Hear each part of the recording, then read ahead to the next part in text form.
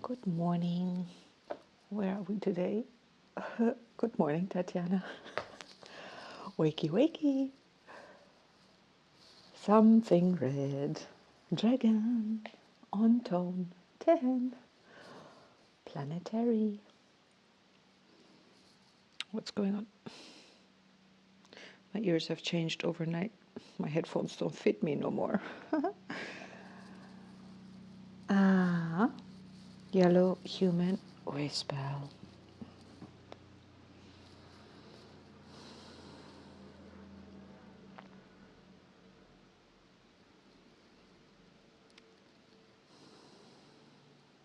So, I at least yesterday learned about analphs. I was about to say analphas, and the encouragement to learn to stop thinking, to not think. So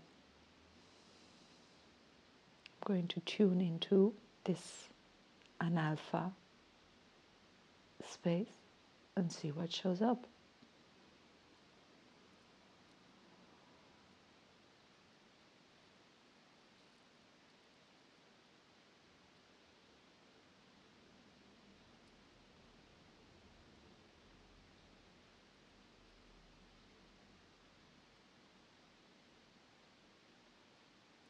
My senses show up. I feel my body. I start noticing things my eyes are seeing. I start noticing things my ears are hearing.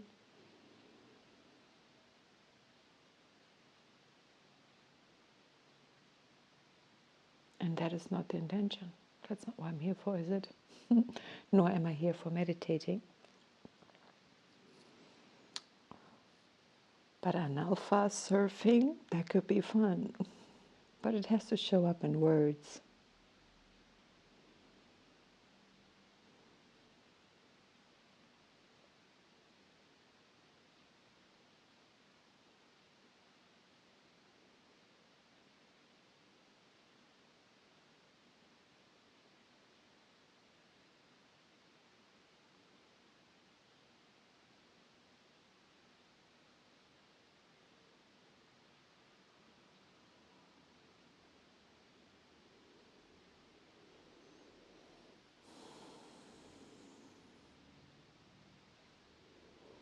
The topic of separation shows up, and some of us feel that as a topic of, as a point of pain, the pain of separation, like a fractal that gets mapped over all kinds of situations.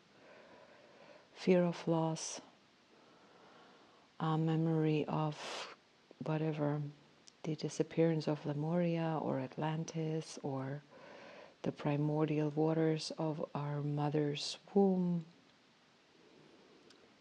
the journey of, I don't know about the journey of soul, but the journey of human is certainly one of pretty frequent separation. Separation, separation, separation. Things are separated. One thought is separate from another, and yet they're not.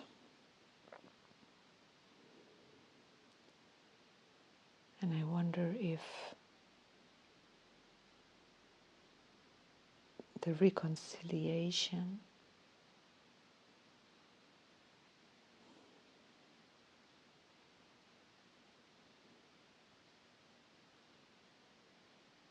the white world bridger strikes me as maybe quantum physics is the white world bridger, bridging the different. No, it's not yet, but something we are, I guess, like bridging neuroscience, quantum physics, regular physics, astronomy, astrology, psychology, and all its many facets. I mean, gosh, physiology, somatology, the study of health and illness, all of it, spirituality. It all finds its bridges, and the bridges are the connectors, and we can travel across and dock on different ports.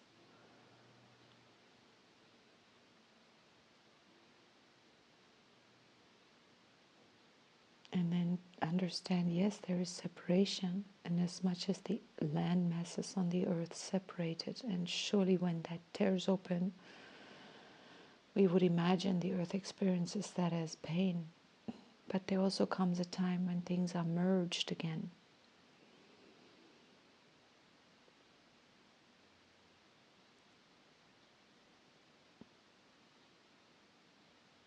Pain versus suffering, it's not the same. We can't do without pain, but we could do perhaps without suffering.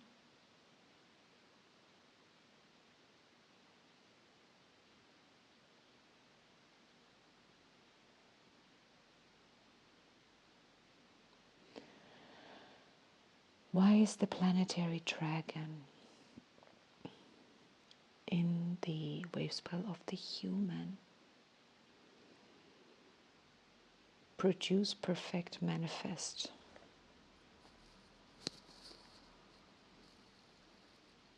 Am I in English over here? No. But doesn't matter. Doesn't matter. Birth, nurture, being.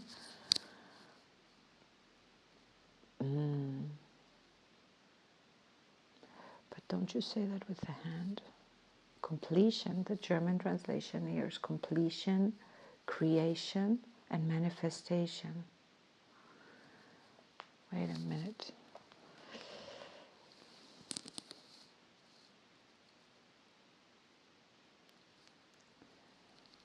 What are you saying? No. Perfect, produce, manifest. But perfection, yeah, completion, perfecting. Perfecting and completing are not the same thing. Subtle nuance. Producing, creating.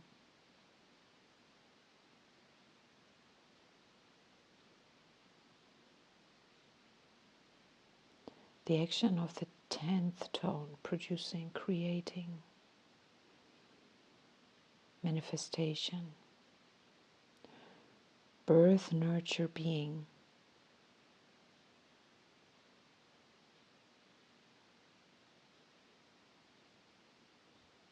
And the wave spell of free will, influence, wisdom.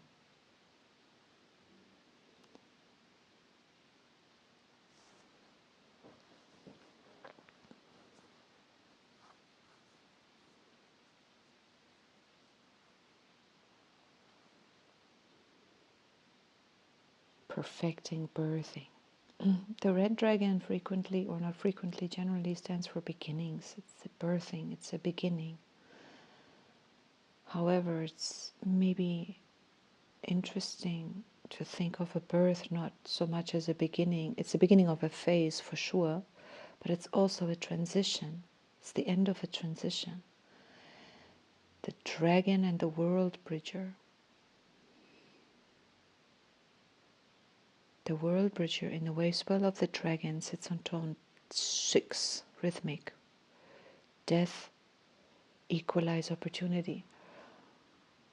So it's definitely, the first times all the seals show up is it gives an added piece of information to the seals. They show up on all tones 1 through 13, but in the first 20, it's when they each show up for the first time. And the tones that they show up on for the first time gives like something added to the seal.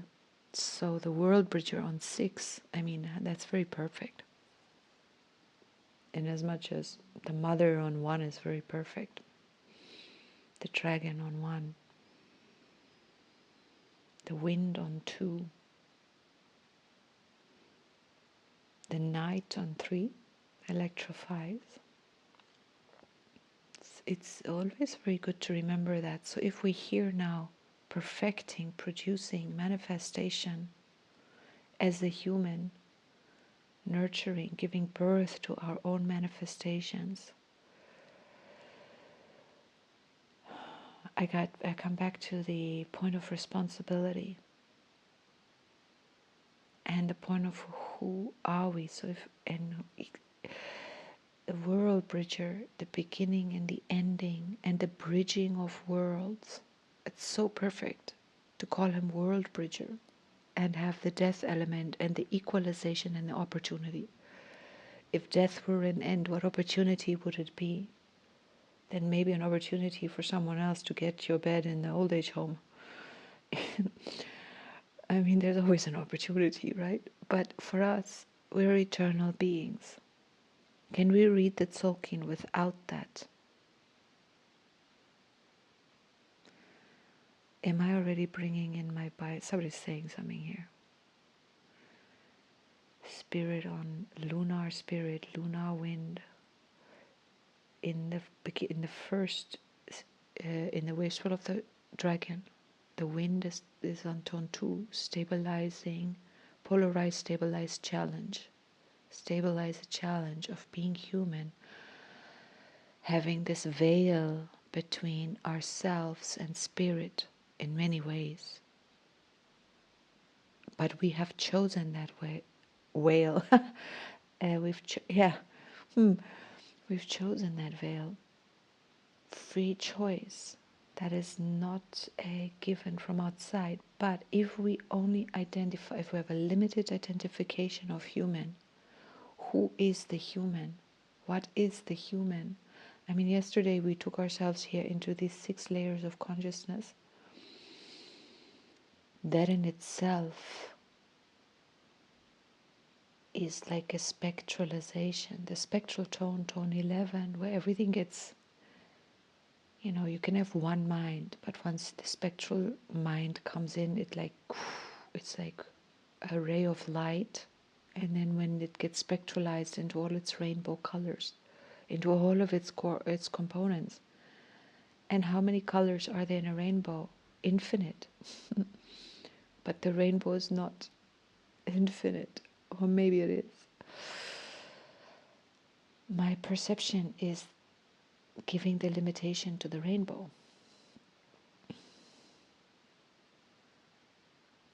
And I have no idea what a rainbow is or what it looks like. All I know is what my senses can perceive about the rainbow.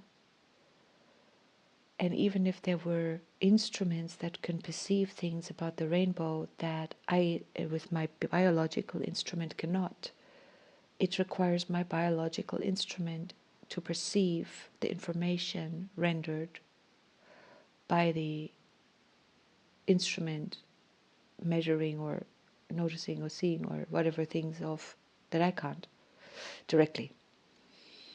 So nothing can come in but through our filters.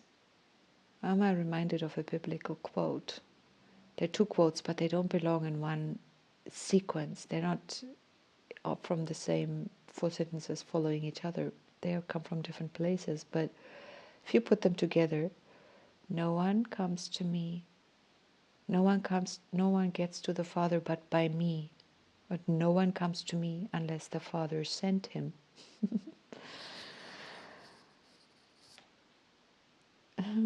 So if the Father sends me to him, and then only through him I get to the Father, then surely the Father has called me.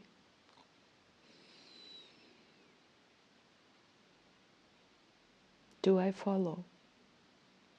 And what is my concept of these words? Who is the Father? Who is the Mother? Who is the child? Who are we? Beyond the veil, does it matter? Do we need to know?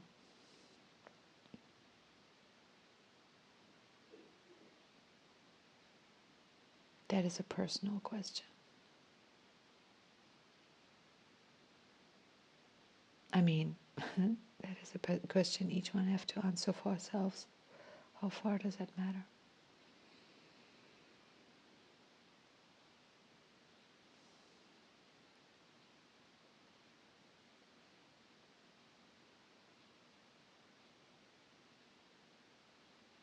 We have the occult wave spell running beneath this wave spell of the human. So manifesting, giving birth, and the world bridger on tone 6 in that wave spell. The world bridger is not particularly here. The world bridger in this wave spell is attached to the Skywalker on tone 2, stabilizing the challenge in order to manifest today, in order to manifest our own heaven onto earth, our own a life we want to live, opportunities we desire, a connection with spirit that is really, I want to say solid. No, is there a pun here? I don't know. We're like solid spirit, like that cannot work, but like stable perhaps. It is as stable as we would like it. It's kind of like making a phone call. Spirit will always answer that phone call, but we are the ones who have to make that call. And if we're busy cooking or doing something, then we may not have to hold the call. We can focus somewhere else. The minute we pick the phone up and say, dial spirit, spirit answers. How long do we want to make that conversation? Up to us. And can we make it a permanent thing? Sure. Whatever that means. Does that mean we lift the veil?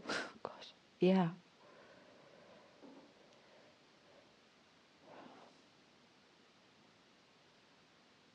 But even without any of this sort of spiritual jargon, to bring your own joy, to manifest joy,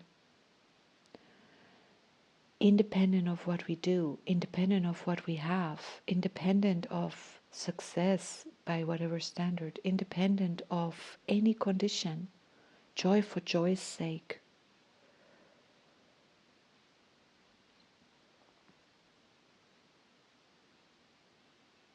And then the world bridger on the skywalker, always letting go, new opportunity for joy. Every night we fall asleep, or those of us who work nights, every day we fall asleep.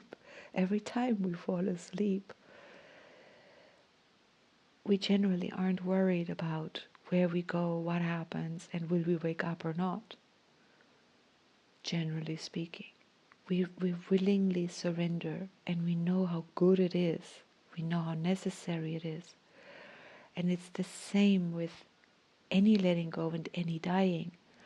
When that the letting go process is disturbed and we're not managing to let go of some things, therefore we can't birth ourselves. If we can't birth the new version or the project or the dream or the idea or the free time or the holiday or whatever we name it, our own next higher frequency, higher whatever. If there is something there, we need tools. Where do we look to? Maybe we haven't yet defined something beyond, something that makes, the birth process for humans is often relatively painful, sometimes difficult.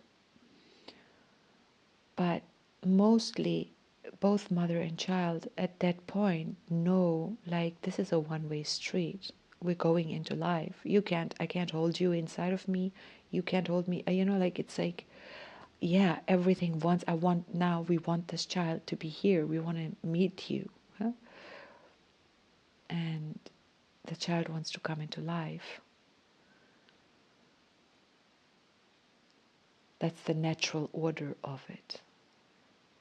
The order, white mirror attached to the dragon, the natural order of it is that things are birthed when they're ready, not at 7 months. You can survive that, but that's not really the natural order. And at 5 months, certainly you wouldn't probably survive that. You get birthed after 9 months. There is a natural order to these things.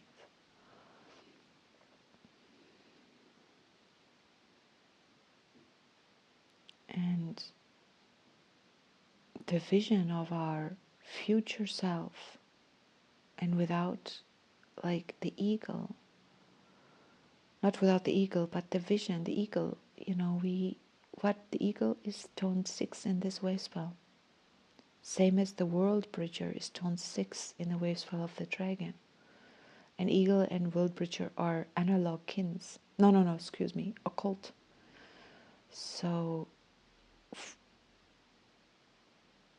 when the eagle places a vision on where it's going, it doesn't need to think about how do I let go, how do I get there. It just happens. It's just, the focus has a pull. The focus is the power, the initiation. The red dragon is the ultimate initiator. But every initiation has a story before it. So every transition has a pre something. Nothing, few things start out of nowhere. Most things have something before them, and that whatever before them, even the child before birth is 9 months in utero. Before 9 months in utero, where you can trace back the biological cells and the DNA to however far back. Interesting story journey to take. And we can trace back or somewhere the trajectory of the soul. There is a reason why we kind of sort of can barely trace ourselves back to our birth in terms of memory. Obviously, we know we've been birthed. Obviously, our parents and anybody else older than us, is more cognizant of our birth than we are. At some point, we come online and memory starts.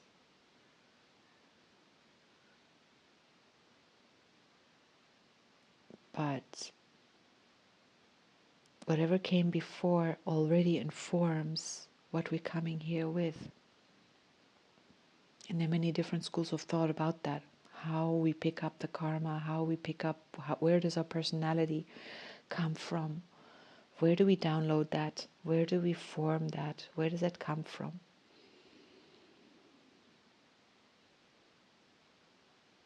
But the idea as the human is always free will. How to use our free will, how to influence ourselves, and how to influence our lives, so that the life we live is a life we want to live. So that every morning we get up and say, yeah, we love it. So that goals we may set, we feel we can achieve.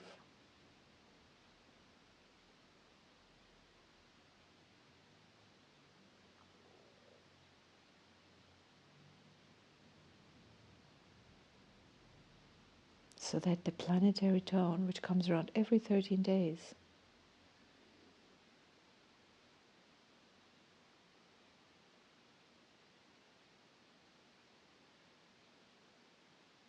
and it's worth tracing just the planetary tone. If there is an issue with birthing ourselves or birthing our projects or nurturing them, maybe we birth them, but then we don't know how to nurture them. It's like, yeah, the energy of starting something is great, and boom, here it is, and then it dwindles. Or the inspiration, like, yeah, I'm going to run every day, or I'm going to do this every day, or I'm going to do something, or whatever. And then it dwindles. Why is that? We don't want it to dwindle. We want to continue with the energy. Are we letting ourselves down? Are we sabotaging ourselves? What exactly is going on then? So then there are many, many ways to trace. We could look at the planetary tone in the previous wave spell,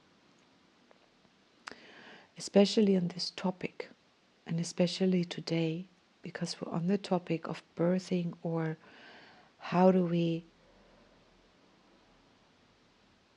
bring our heaven about? Is it already here? Do we need to nurture it? How do we get to be all that we are and develop, right?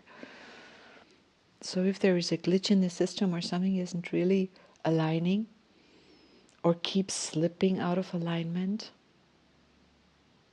there are things to look at. Are we just being hard on ourselves and they're not actually slipping out of alignment? It's just we assume they are because maybe we're holding on too tight and life is encouraging us, let go every now and then. This is not malalignment.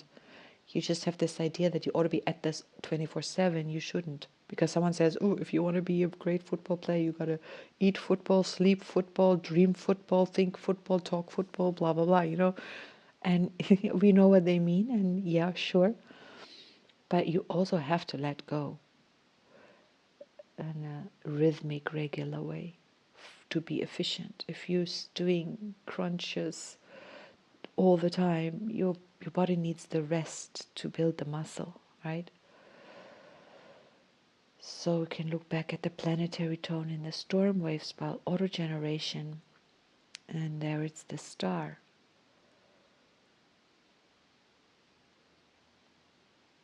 Is our sense of harmony, our sense of fitting into the collective? Can we maintain our sense of self? And to what degree do we need that? To what degree can we maintain merge and autonomy, separation and merging?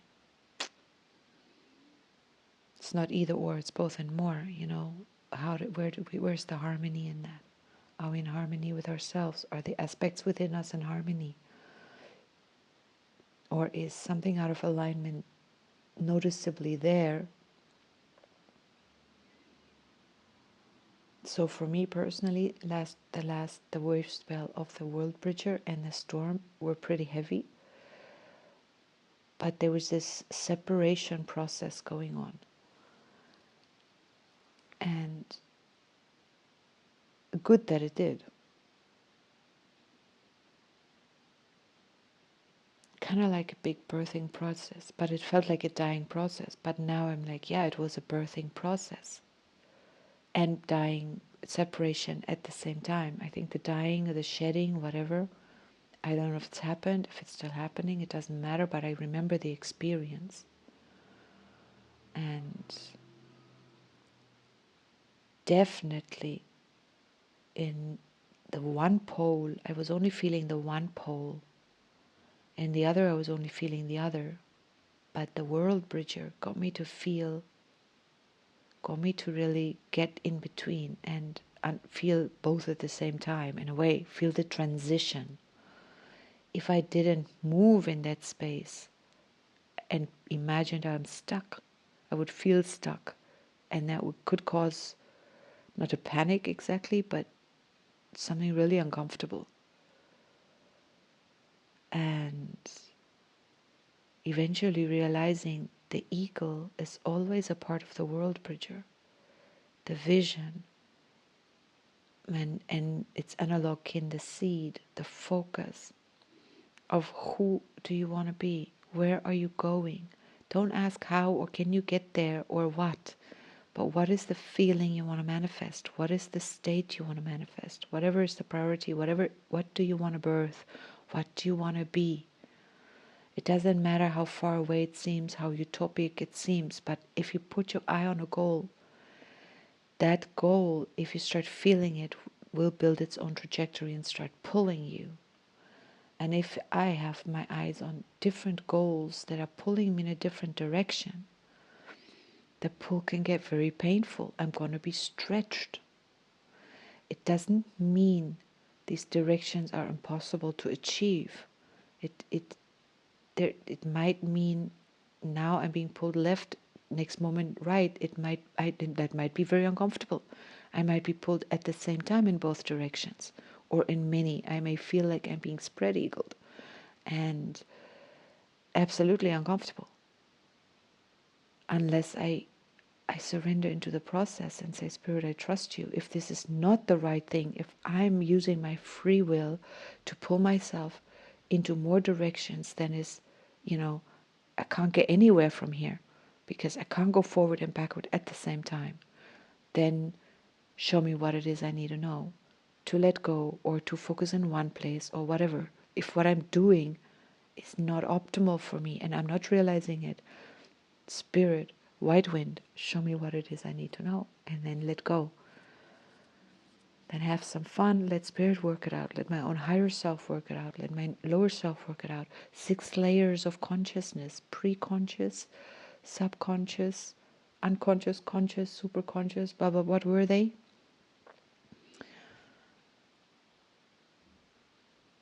Whatever they were, all the information is in there. And if my free will or my limited mind doesn't know the way but imagines it needs to know or needs to make a decision, or it can't see where my unconscious is maybe keeping me stuck in one place because it says I can't budge off of this because this is safe, or this is what I've learned, this is the value I hold, this is a lock that was locked for me.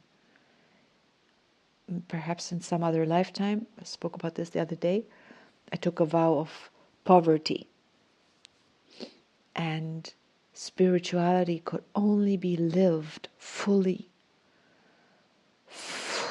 through this vow of poverty and this complete reliance on spirit. But the vows of poverty are taken in community. You know, it cannot be taken in this kind of, I think it really can. If you're all alone, the hermit can maybe also take a vow of poverty. Doesn't take a vow of poverty, takes a vow of, I focus only on having this moment, and in each and every moment, Red Dragon, I know I am supported. My life is supported. And then I follow the guidance of spirit, what is required of me, and I do not concern myself with creating food or money or anything. It will be provided. And if it means it becomes a monastic scenario, then the community, the monastic community, as a community, takes care of feeding the community. And there will be those individuals who will tend to growing crops. There will be those of them that will go out there and sell some of it and then buy something that we can't grow. And there will be those in the community that can solely focus on doing the healing work or the prayer work or the cleaning work, or it rotates, or whatever the case may be, however the monastic life is organized, right? And now you find yourself, or I find myself, reincarnated into a very regular life over here, and it's like I have to suddenly take the challenge of caring for my own keep. Now, if I've taken vows of poverty, there could be some considerable conflict. And if I don't know that is still something that keeps me, it may keep me from any kind of relationship with money that is healthy. It may keep me from sexual relationships, because in those monastic lifestyles, often, partnership was not a part of the equation. So, like, I can't hold a partner, I can't attract one, can't get one, can't keep one, and have a spiritual life and have a main focus on my spirituality. Because I may not have a concept that both can be done, had lived, experienced in parallel. It may be different, but it's the experience we may have chosen. And now old software, it's stuck in the recesses of my own personal crystalline structure, is not allowing the development. So therefore then I land up pulling harder and harder into, but I should have, I have agreed, this is the experience I should have. Even if I let go of my I want will, I still know this is what I came for. So why is it not manifesting? Why am I not birthing? Why is this not happening? So then how do I get to that place of realizing, aha, there is an old software. There's something karmic. There's something there's an old agreement I've made that I've really consolidated, maybe over many lifetimes, and it's redundant. There must be some magic formula that releases all of those old karmic bonds in a way that is safe for the organism not to start, if you feel yourself, if you release that in one day, and the next day you just don't feel like yourself, because you're going to feel very different when suddenly everything is released from you. It's like carrying a heavy backpack. Or you remember from the movie The Mission, where then Robert De Niro character in his penance walks with this, they climb up the mountains walking through this, climbing there, and he's carrying this heavy, heavy thing. It's such a wonderful image. It's like, yeah, you need to, this is what we do. We often do that for different reasons. And the journey is so difficult because we're carrying this bag full of old weight. But until in the journey home from, the story is called The Journey Home, Michael Thomas is the character, written by Lee Carroll and Cryon. Good story to read. You can listen to it on Amazon. What is it? Audible. The Journey Home. Michael Thomas also is told, you best leave your stuff here, because the journey ahead is going to be considerably difficult if you don't. And he's like, don't touch my stuff. And he's not willing to leave it because he's afraid he will not get it back. And he didn't hear the subtle message that says it will not be everything that's of value to you, you get to keep. You just can't take it with you on the journey that you're about to take. That doesn't mean you will not be, somebody else will carry it for you, and you can have it back if you still want to, in the future version, but you can't make the transition with that stuff.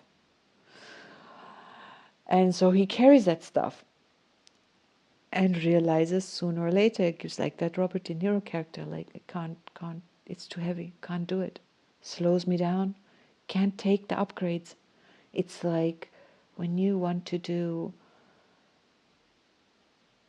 it's like if you don't have enough free, my iPhone needs to do an upgrade in software, and it's like, you need at least 16 point blah blah gigabyte in order to run this upgrade, and you don't free up space.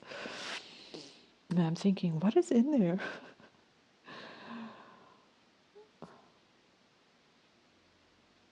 Letting go in order for new opportunities, trusting that everything we need remains, even if it's temporarily not accessible, temporarily not visible. Letting go, knowing that if we need this thing in the future and we've let it go today, another opportunity will arrive in the future to see to it that we get that thing or something of equivalent nature, and maybe we get something better that we will not get if we keep this. How many times have we realized that? This is such a heavy note to self. It's a really deep note to self. Letting go of things. Oh, I'm reminding us of the Marie Kondo method. Oh, so valuable. New opportunities. Letting go of stuff.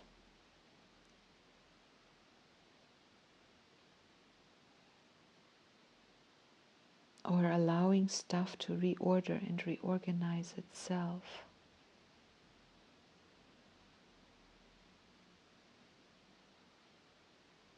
I have it there. I have some. I can really feel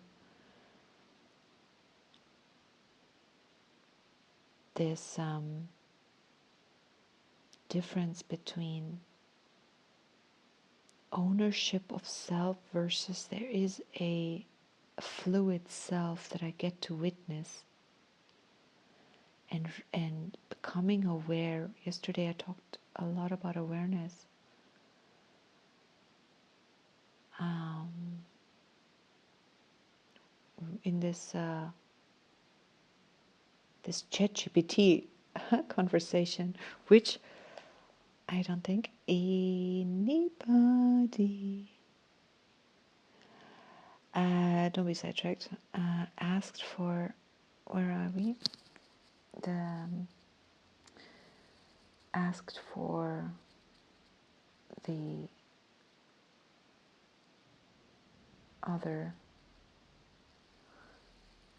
no. So I'm not going to post the rest of that conversation at this point, or maybe I should post it and keep it private, then I can unlock it so it doesn't land off so far from this one. But doesn't matter. I can always post it as a link into the conversation.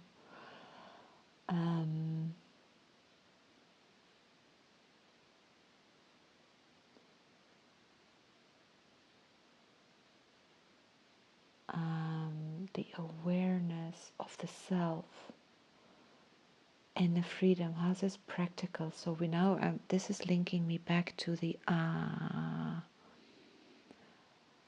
what's it called? Analphabet, analpha.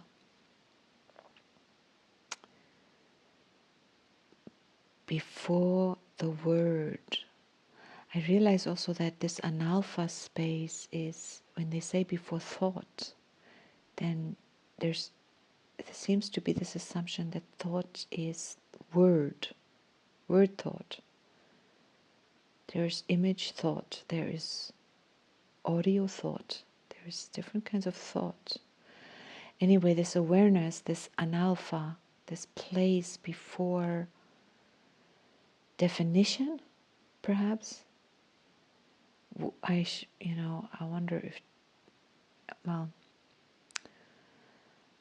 being there and observing the rise and fall of, or the arrival of awareness of a self. In that conversation, we explored the psychology, neuroscience, meditation practice, and dream spell of this analpha and whatever these different concepts. And the awareness of a self arising. I mean, the conversation led to, where is the I? Is there an I? And there's some sort of awareness of the I. So the conclusion was there can be no I aware of itself. And that is, I would place a question mark there. Can the personality be aware of itself being a personality? And this is part of the human, or consciousness development, consciousness becoming aware of itself.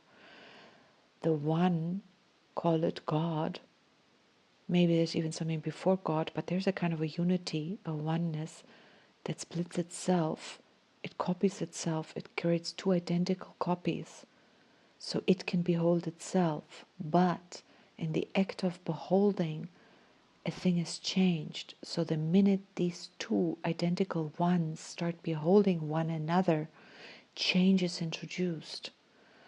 But in reality, now I use that word, in the level of base reality, there's still the one. In the quantum field, the one as the one remains. But at the same time, it is changed. It is changed by splitting itself into two identicals, which in the beholding of each other change from being identical. The moment of observation changes the two. They can there in that moment no longer, and therewith time is introduced. Now, well, how is this practical? This seems very theoretical, but it's not, because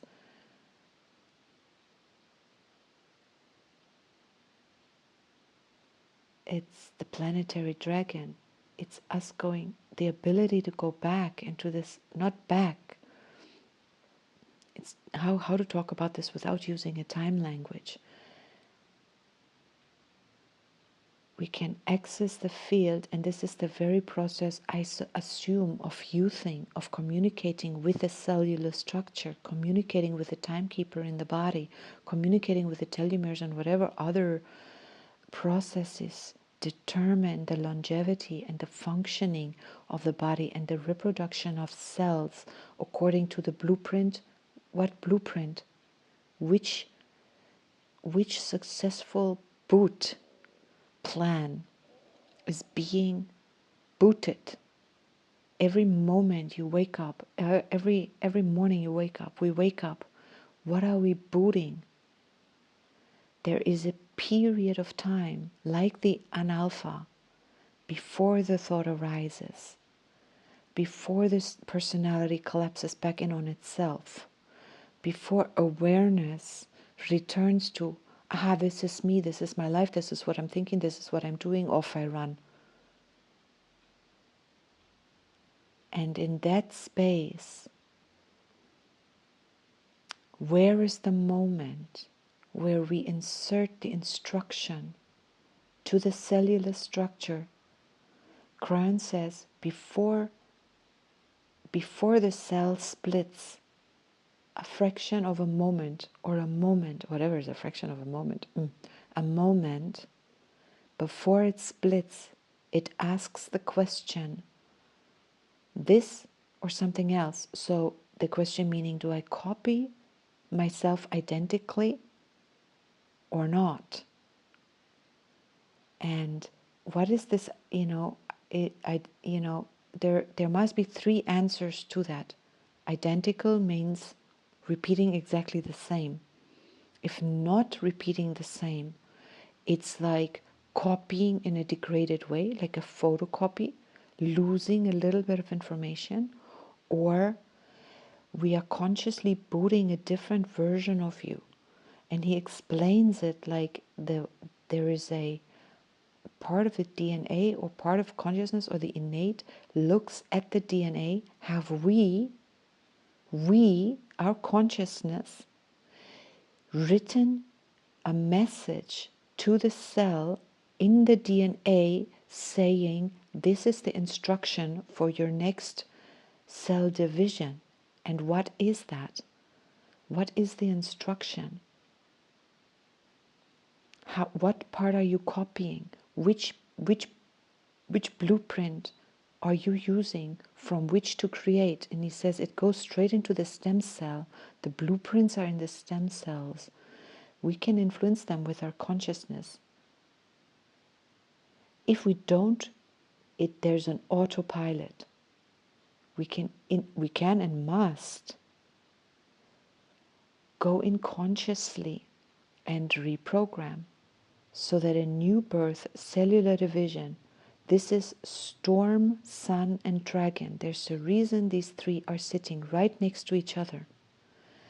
And who are they linked to? We've dissected both of them. The dragon, the storm has the sun attached. The sun has the dragon attached. The dragon has the sun attached. The dragon has the mirror attached, with one before the storm, heading into the storm. The order of the universe, the order of ourselves. Where do we come in? And here this is the place to understand this, because this is the wave spell of the yellow human. These tones matter in this process. If we want to become conscious, yellow sun, creators, red dragon on Planetary, anytime in the wave spell, it's creating harmony. Here it's creating our own rebirth, our own cellular structure, our own synchronicity, red earth running in the occult, all of it, synchronicity in life, creating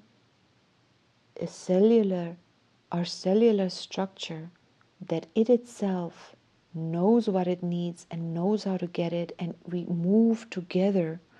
This is incredibly vast system.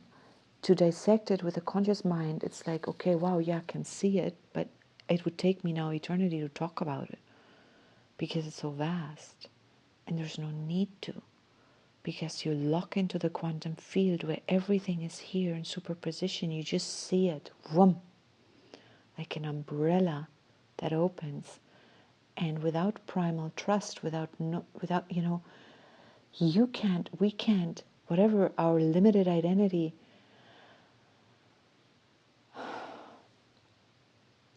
why are we limiting our identity?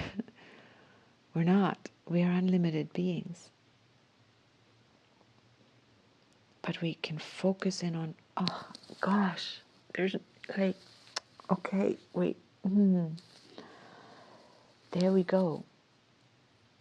Done. We did it. It's like, it's just, that's how you just set pure intent. Intent comes before. That's what you send into this an alpha moment. That's how the recoding of the DNA happens. In that, the wizard, the electric wizard in this wave spell, the inward, and that electric wizard is guided by the mirror, order. So the service is to order the whole system. The inner system is ordered, is organized. You can intercept, or you can say it is already perfect, thank you. I love observing the perfection of this dance of my cells. Who are they manifesting? Who is this body they're manifesting? And how do I experience this body every day? Like, do I take note of it? Am I like, what are my legs doing? How's my skin doing? Do I enjoy observation of myself? Or do I just, mostly I enjoy more the observations of my mind? But balance is required, right? But I don't have to stress that, because I get to decide and choose my own heaven on earth, my own skywalking. What do I enjoy? And there may be periods where it's very physical, not mental at all. There may be periods where it's very emotional, not anything else. There's periods where it's very spiritual, periods where it's very mental. Everything, all these different things that all my different states of consciousness get to experience. Why, like, that's an unlimited sea of potential experiences. Then there are two very powerful prayers, instructions, call them mantras, instructions that Cryon gives. I like them both very much. One is, Spirit, tell me what it is I need to know. And teaches us to listen, teaches us to trust, teaches us, and the other one is, this or something better. It's one of the instructions to give to the DNA. This, whatever it is, the optimal state or what we like, this is good. This or something better. Now, who decides what that something better is? If I can only have what I'm aware of, I'm limited. So the blue knight tells me, but there's an unconscious and a superconscious. There's like their consciousness layers I have access to, but they are beyond my consciousness. They're beyond my conscious awareness, but they exist, and there's an intelligence running through them. I'm linked to a deep intelligence, and I trust that. There isn't anything going to happen to me that is going to be bad for me. Seriously bad for me. And we generally walk around with a large quotient of our software, of our anticipation, linked to fear, linked to, we have to protect ourselves. We have to make sure something bad does not happen. That's a fair amount of wasting resources. It's enough to know, like, no, that isn't going to happen. You know, the ego doesn't sit there and think, where is it I'm not going to fly to? Where am I not going to fly to today? Let me first work that out before I open up my wings. And it doesn't. We don't go to eBay and think, let me look at all the products I'm not going to buy today. Let me look at what I definitely don't want. We don't do that. And yet in life, we do a lot of that. I don't want that. We spend a lot of time looking at things. Why are we looking at things that we don't want? Why are we engaging in thoughts and feeling things that we don't want? Because we are told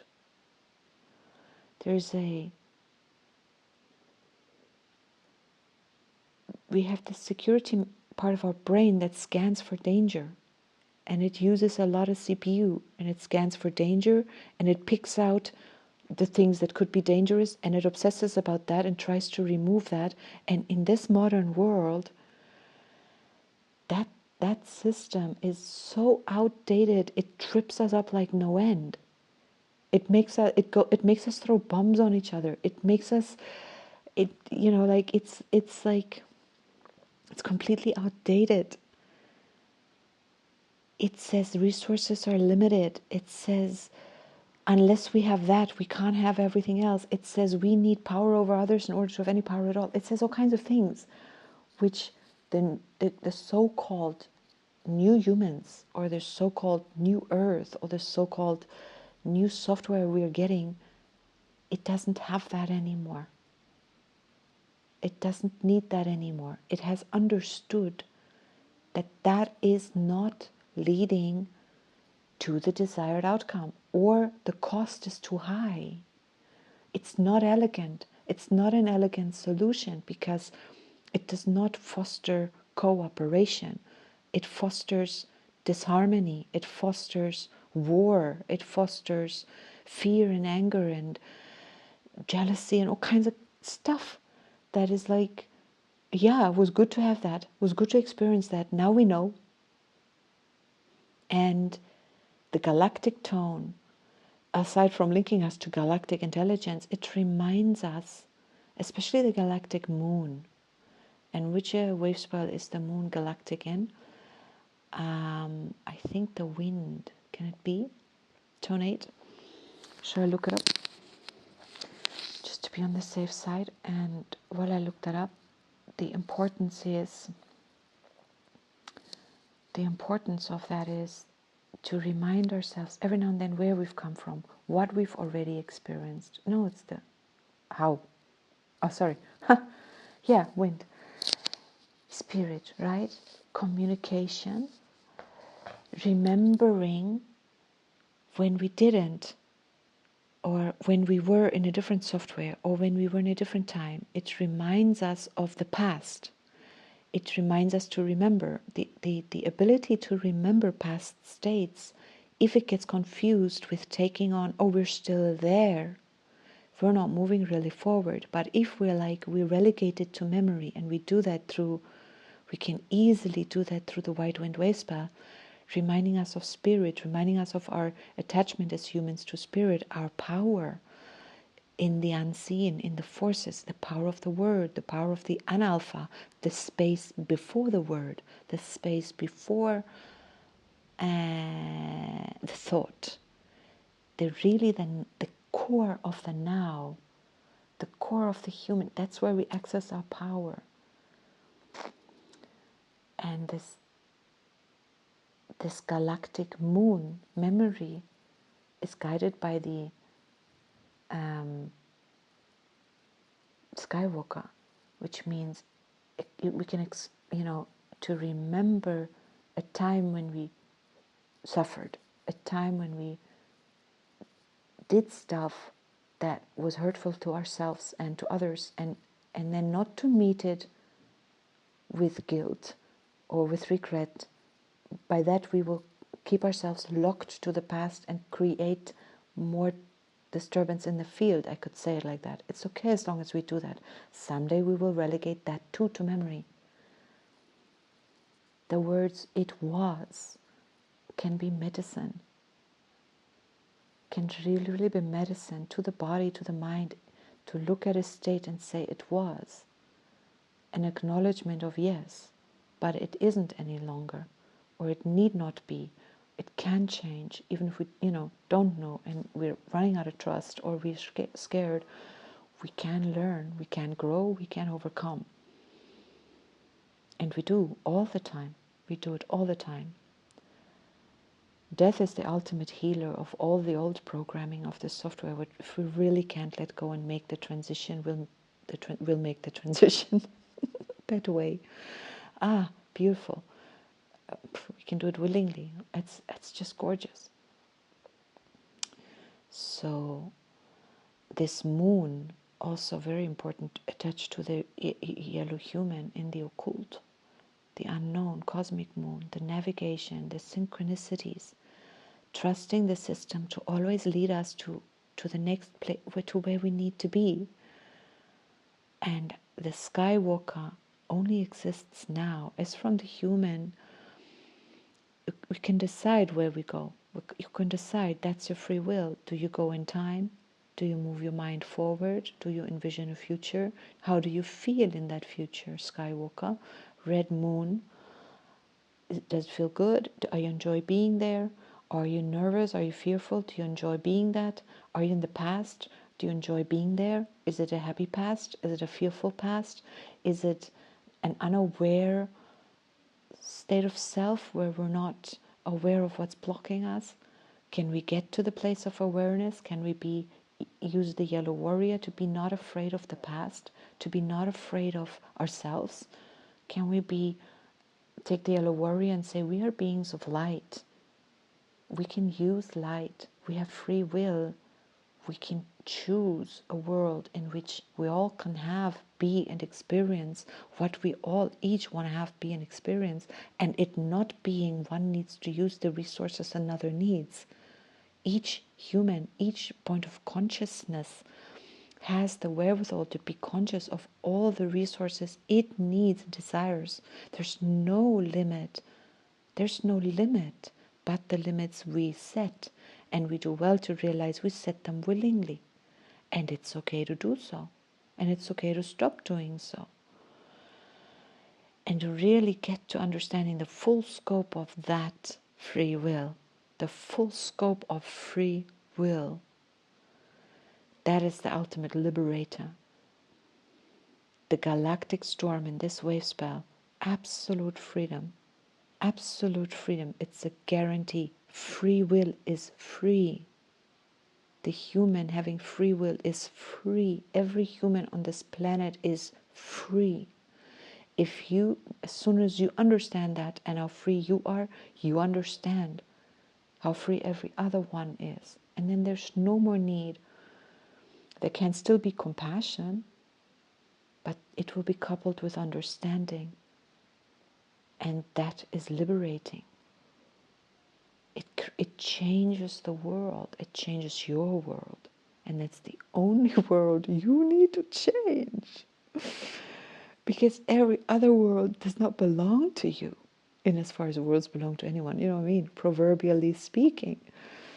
It doesn't matter what another creates. It's not your jurisdiction to judge, to know better, to adjust. Nothing. Every human is God made manifest, and whatever they are expressing, experiencing, is up to them. That's such a paradigm shift.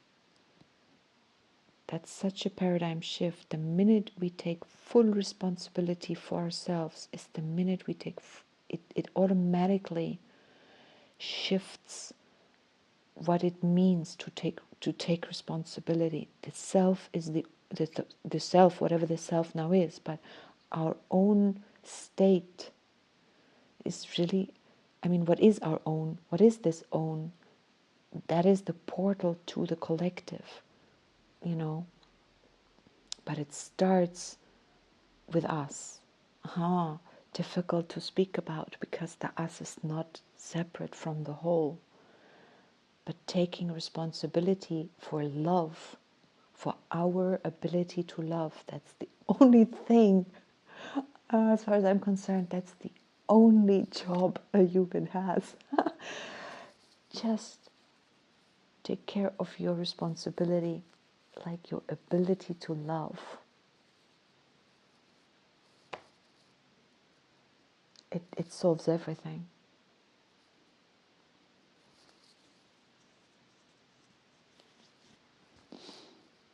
That shut me up, all right.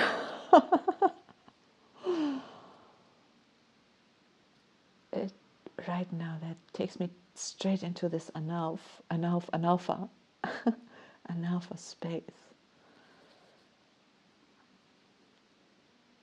That opens the door to the divine, to love is the gate, love is the path.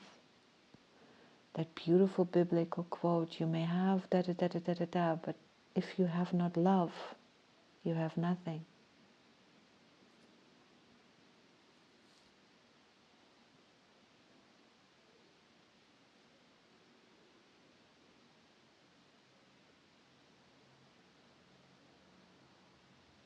And then being human, doing follows being. Blue hand actions, the analog wave, the analog kin of the yellow human, which is the analog wave spell. It arrives at this birth today in its own planetary kin. Its own planetary kin is the white mirror. So our actions serve to order. They reflect endless order, once linked with love, because we've been birthed by cosmic love through the wave spell of the storm, which ended in cosmic.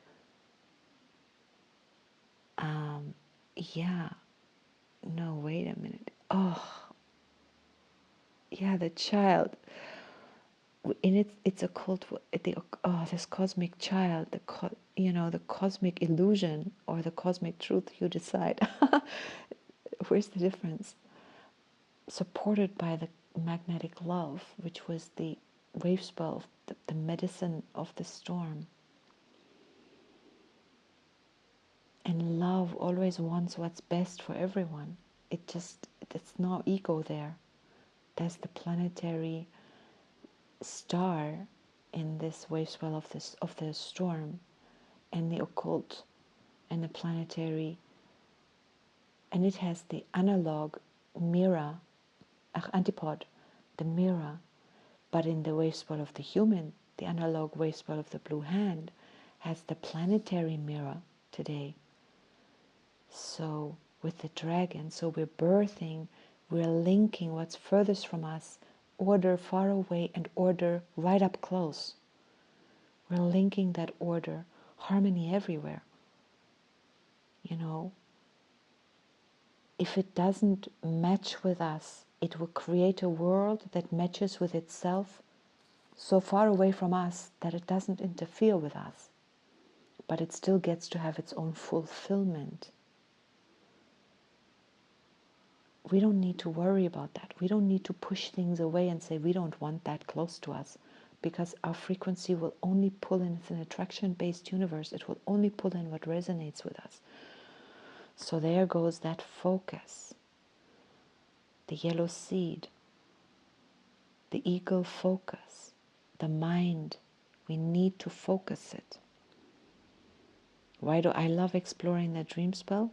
Because while I use my mind to explore the dream spell, I'm focused totally on something that generates a lot of love in me, a lot of frequency of, it tunes me into joy. It tunes the Skywalker. If I go too much, I don't know, if I stabilize, polarize, challenge, if I'm not, balanced with my blue hand actions in this life, and I'm looking at the imbalance right now, But then again, there's some kind of judgment. Is there really an imbalance? And there is a point that feels really uncomfortable. I can see it, I can feel it, and I can see how my whole system says avoid. Avoid. It's kind of like when you play Monopoly. Each time you roll the dice, there's always, how do you play? Do we play like, I want this amount of, I want to roll a 6 because this is where I want to land. I want to roll a 6, a 7, or an 8 because that's where I want to land. Or do we roll like, oh my God, please don't roll a 5 or a 4 or a 3. Please don't roll a 5 or 4 or a 3 because then I'm in that person's street and I have to pay a shitload of money. Or then I'm in jail, or then I'm wherever, you know. How do we play? Do we try to avoid, or do we say, I want? And I've subtly gone through this in the Yellow Human Wave spell. Not so obvious because it's really also a topic that I myself, I have shame around. So I'm not keen on sharing that, not even with myself. As soon as I dissolve my shame, I'm easy to talk about whatever because well, I'm human. You have this thing or you don't. You either relate to an issue I have or you don't. If you're judging it, it cuts no eyes to me because it doesn't affect me because I'm not judging it. If I'm afraid of your judgment, then I still have shame attached. Then I may, it's like that. So this is a point where I see in myself, I run avoidance software because why? Because my ego hasn't the vision of like, please roll a 6, a 7, or an 8 because that's where I want to be. Because there's something stuck together that should not be stuck together. In Monopoly, like, in order for me to win, you have to lose. I don't like that game.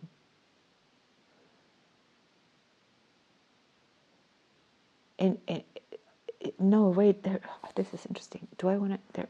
No, I don't want to go there now, because there are ways to play that are different. But the game where I get some kind of kick out of you losing, I don't know, it's weird. Maybe there's a glitch in me, but this other thing, like my planetary star is not fully free in that storm wave spell. And we had the cosmic galactic storm, but I'm seeing the pattern. So I think I'm done talking now. I'm going to play us the melody. I'm done here. I've elaborated on everything. We're guided today. Who are we today? Planetary. We're guided today by, was it the moon?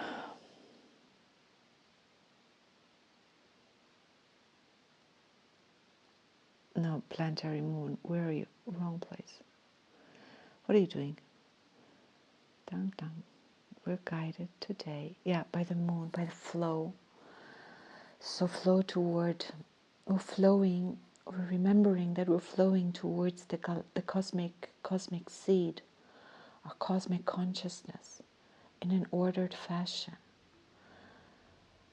I know what I'm inviting an ability to flow toward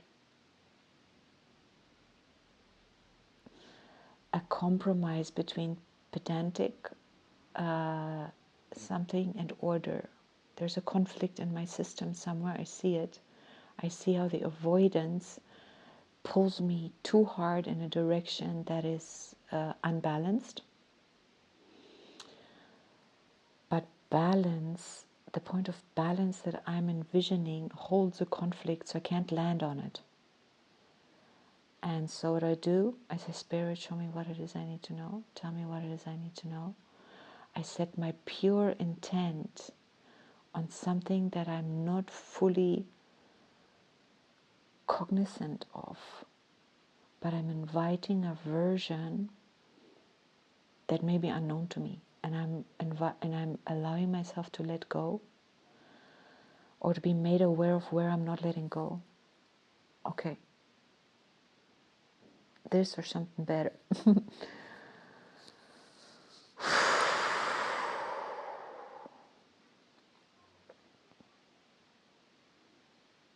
Aha, here it comes. The answer shows up.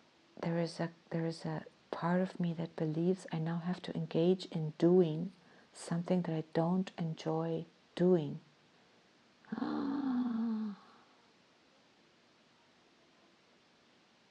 Okay, I gotta trace this one bit further because there's a deeper level there. I reached it the other day with this, like, there's a deep in the dungeons. There is a door that's locked in my software. I don't remember. I don't know if you listened to it. It was the last monkey, I think. Somewhere I got myself to that place, and now I'm using it as a reference because I placed that reference into the future the moment I met that, because I met that place without fear. I don't have to avoid it. There's nothing scary here. This is just code. There's nothing to be afraid of. This is just code.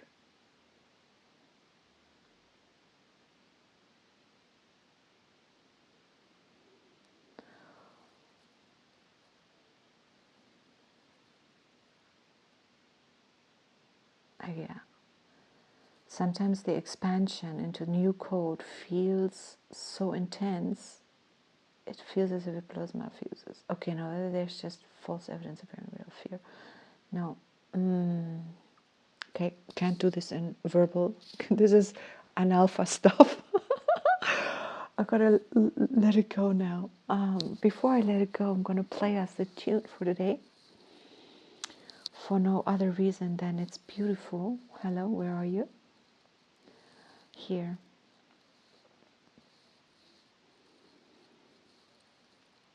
Oh, Planetary Dragon. Oh yeah, release and surrender.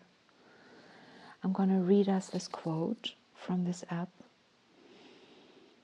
The other dimensions, in brackets, except the seventh, are penetrated by an inner mental resonance, putting you in contact with higher dimensional phenomena. I repeat this one. The other dimensions, except the seventh, are penetrated by an inner mental resonance, putting you in contact with higher dimensional phenomena. And remember, the resonant tone in this wave spell is, resonance always tone 7. In this wave spell, it's the dragon, it's the mirror. Endlessness, reflect, order. The mirror is resonating today again in the analog wave spell of blue hand. It's on tone. It's planetary in the blue hand. So we're resonating with the dragon in the wave spell of the blue hand. Action, doing, knowing, accomplishment, also completing things. The planetary tone also completes things. Sometimes we need to complete things for a new thing to come. You need to wash the pot before you can cook a new meal in it. Not always. Sometimes you can cook a very delicious, tasty new meal in a pot that hasn't been cleaned. But you know what I mean. The Bible says you cannot fill new wine into old wineskins, and there's good reason for that. So we have to use our intelligence and our wisdom to know, if we have to know, or Spirit always knows, we can trust our intuition. When does what apply? When is it this and when is it that? All right, I'm going to play the tune, and then I wish us a beautiful day. I'm going to close this recording when the tune is finished. So I'm saying, I hope, see you tomorrow.